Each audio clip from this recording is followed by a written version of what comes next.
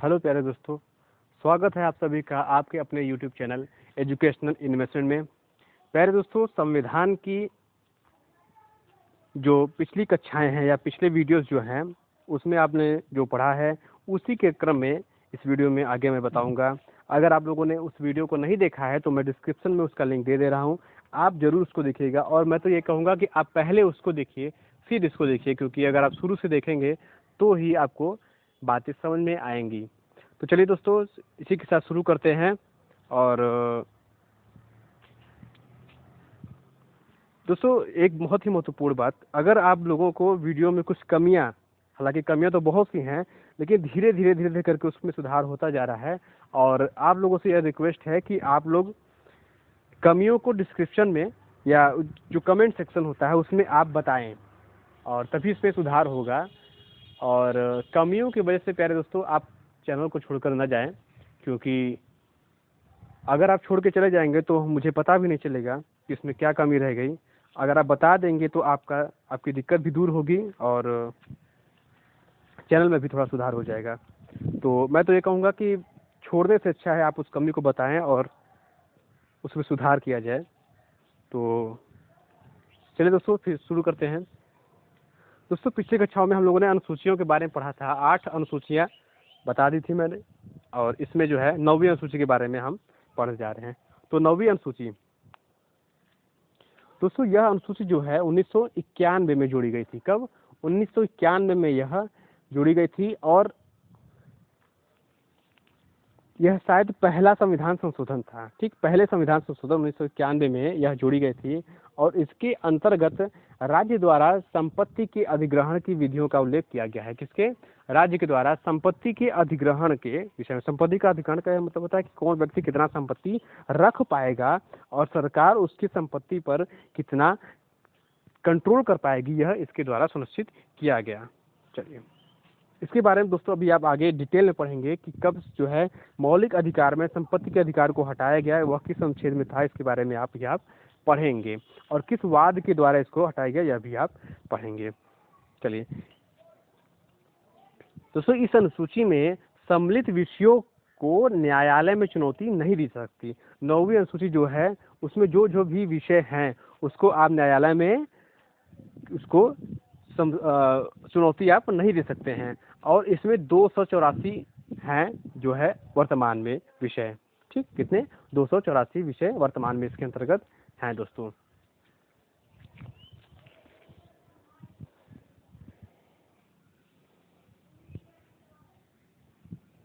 हाँ दोस्तों, अब तक मान्यता जो थी वह यह थी कि 9वीं अनुसूची में सम्मिलित कानूनों की न्यायिक समीक्षा नहीं की जा सकती ना। पहले यही था कि इसको संविधान के द्वारा संशोधित, क्या कहते हैं उसको, न्यायालय के द्वारा इसको संशोधित नहीं किया सकता। लेकिन बाद में 11 फरवरी 2007 को संविधान के एक पीठ के द्वारा यह निर्णय स्थापित किया गया कि 9वीं अनुसूची में भी सम्मिलित किसी कानून को इस आधार पर चुनौती दिया जा सकता है कि वह मौलिक अधिकारों का उल्लंघन करता हो। कहने का मतलब है कि यदि 9वीं अनुसूची में जो विषय हैं उनमें से कोई एक संविधान के मौलिक अधिकारों का उल्लंघन करे तो इसको भी चुनौती आप दे सकते हैं। यह 11 फरवरी 2007 को संविधान के न्यायालय की एक पीठ ने इसको कहा, तथा उच्चतम न्यायालय इस कानूनों की समीक्षा कर सकता है। ठीक है, चलिए अब आते हैं 10वीं अनुसूची में। दोस्तों, 10वीं अनुसूची जो है वह 1985 में 52वें संविधान संशोधन के द्वारा लाया गया। कौन सा संविधान संशोधन?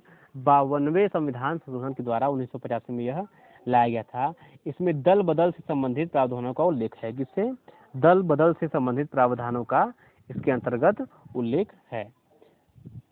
तो दल बदल क्या होता है?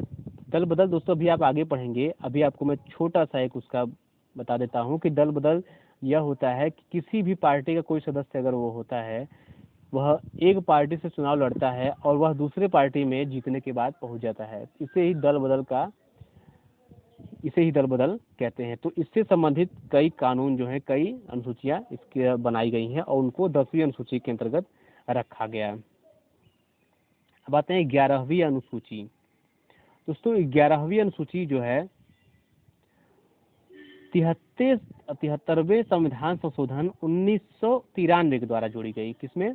1993 में जोड़ी गई और 73वें संविधान संशोधन के द्वारा यह जोड़ी गई थी।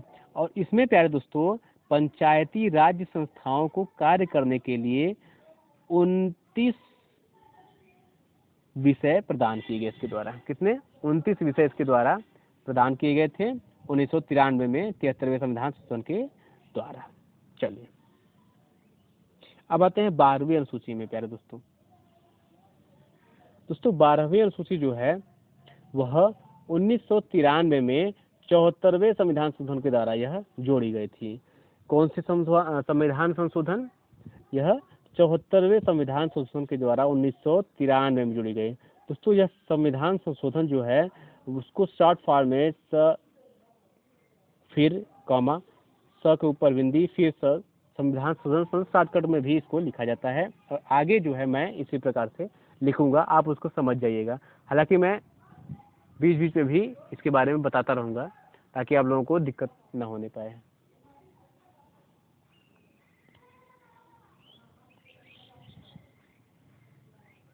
और इसके द्वारा दोस्तों स्थानीय संस्थाएं कौन कौन सी होती हैं अभी आप इसके बारे में पढ़ेंगे, ठीक है। तो उनको कार्य करने के लिए 18 विषय प्रदान इसके द्वारा किए गए। कितने? 18 विषय इसके द्वारा प्रदान किए गए थे। चलिए अब दोस्तों देखते हैं देशी रियासतों का विलय। किसका विलय?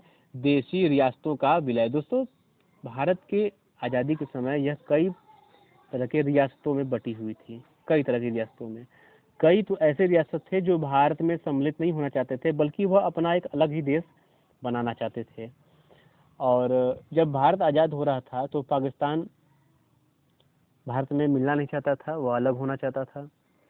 और उसका देखी देखा कई ऐसे रियासतें थे जो भी उनमें भी अलग से देश बनने का इच्छा उत्पन्न हो गया। और कारण यह था कि उसमें वहाँ के लोग नहीं चाहते थे कि वह अलग हो भारत से, लेकिन जो वहाँ के राजा या जो थे वो अपने स्वार्थ के लिए ही अलग होना चाहते थे। जैसे जूनागढ़ हो गया, हैदराबाद हो गया, ये सब अपने स्वार्थ के कारण ही भारत से अलग होना चाहते थे। चलिए तो देशी रियासतों का भारत में विलय, इसके बारे में हम अब पढ़ेंगे।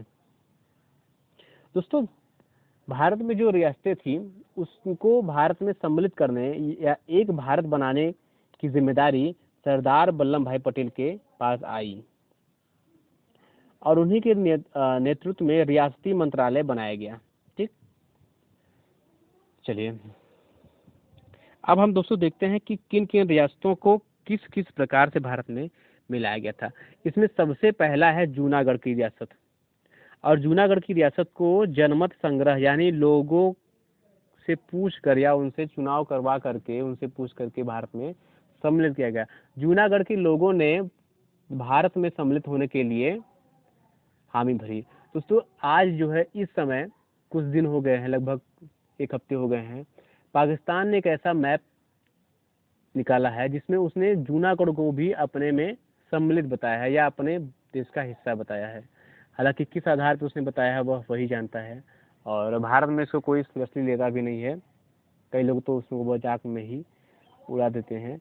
लेकिन शायद इसीलिए उसने भी ऐसा किया होगा क्योंकि जूनागढ़ भी एक ऐसा रियासत था जो भारत में नहीं मिलना चाहता था, या लोग तो वहाँ के मिलना चाहते थे लेकिन कुछ जो वहाँ के राजा थे वो अपने स्वार्थ के कारण ही भारत से अलग होना चाहते थे।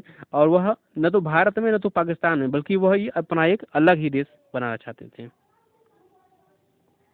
चलिए हैदराबाद को दोस्तों पुलिस कार्रवाई के द्वारा भारत में मिलाया गया। किसके द्वारा? पुलिस कार्रवाई के द्वारा। और इसका एक नाम रखा गया दोस्तों, उसका नाम था ऑपरेशन पोलो। ऑपरेशन पोलो इसका नाम रखा गया और इसके द्वारा भारत में मिलाया गया किसको? हैदराबाद को।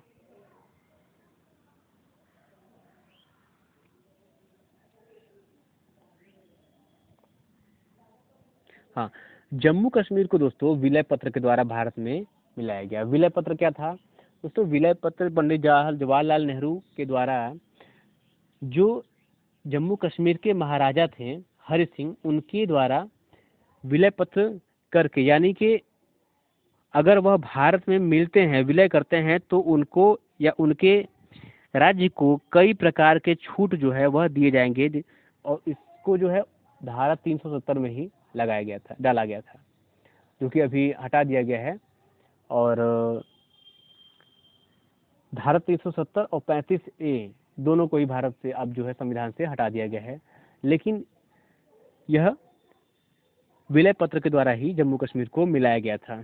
और उसका एक बड़ा इतिहास है दोस्तों, किस प्रकार वह भारत में मिला, क्यों नहीं मिला चाहता था, क्या मजबूरी आ गई कि वह भारत में मिलने लगा, और क्या क्या छूट दिए गए थे, इसके बारे में हम लोग अभी आगे पढ़ेंगे विस्तार से। चलिए अब हम पढ़ते हैं संघ और उसका राज्य क्षेत्र। संघ और उसका राज्य क्षेत्र। चलिए दोस्तों, भारत जो है वह राज्यों का संघ है। क्या है? भारत राज्यों का संघ है। दोस्तों, भारत को कहा जाता है कि विनाशी राज्यों का अविनाशी संघ। कहने का मतलब है कि जो यहाँ के राज्य हैं उनका विनाश हो सकता है, यानी कि उन्हें तोड़ा जा सकता है, उन्हें जोड़ा जा सकता है, उन्हें अलग किया जा सकता है, लेकिन जो उनसे जो संघ बना है, जिसको भारत कहते हैं हम, उसको न तोड़ा जा सकता है, न अलग किया जा सकता है, कुछ नहीं किया जा सकता है। ठीक है, तो भारत राज्यों का संघ है। इसमें संप्रति 29 राज्य और 7 केंद्र शासित प्रदेश हैं। दोस्तों, यह जो है डाटा थोड़ा पुराना है, जिसमें 29 राज्य थे। जब तेलंगाना बना था तो 29 राज्य हो गए थे और 7 केंद्र शासित प्रदेश हो गए थे। लेकिन इस समय वर्तमान में 28 राज्य और 9 केंद्र शासित प्रदेश हैं। 2 जो केंद्र शासित प्रदेश हैं आप जानते हैं कि जम्मू कश्मीर और लद्दाख हैं। दिल्ली की तरह उन पर भी शासन किया जाएगा, उसमें वहाँ पे भी जो है उपराज्यपाल का शासन किया जाएगा, द्वारा शासन किया जाएगा। और वहाँ भी जो है जैसे दिल्ली का मुख्यमंत्री होता है, वहाँ जम्मू कश्मीर, लद्दाख में तो नहीं दोस्तों, लेकिन जम्मू कश्मीर में चुनाव होंगे।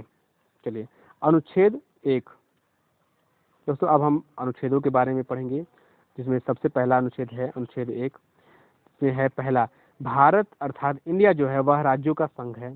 ठीक, भारत अर्थात इंडिया जो है वह राज्यों का संघ है। दूसरा, राज्य और उनके राज्य क्षेत्र वे होंगे जो पहली अनुसूची में विनिर्दिष्ट होंगे। क्या होंगे? पहली अनुसूची में विनिर्दिष्ट होंगे। ठीक, राज्य और उनके राज्य क्षेत्र वे होंगे जो पहली अनुसूची में विनिर्दिष्ट होंगे। तीसरा, भारत के राज्य क्षेत्र में अर्जित किए गए राज्य क्षेत्र में समाविष्ट होंगे। मतलब भारत में जो बाहर से राज्य सम्मिलित हो रहे हैं उनमें इसी अनुच्छेद के द्वारा सम्मिलित उनको किया जाएगा।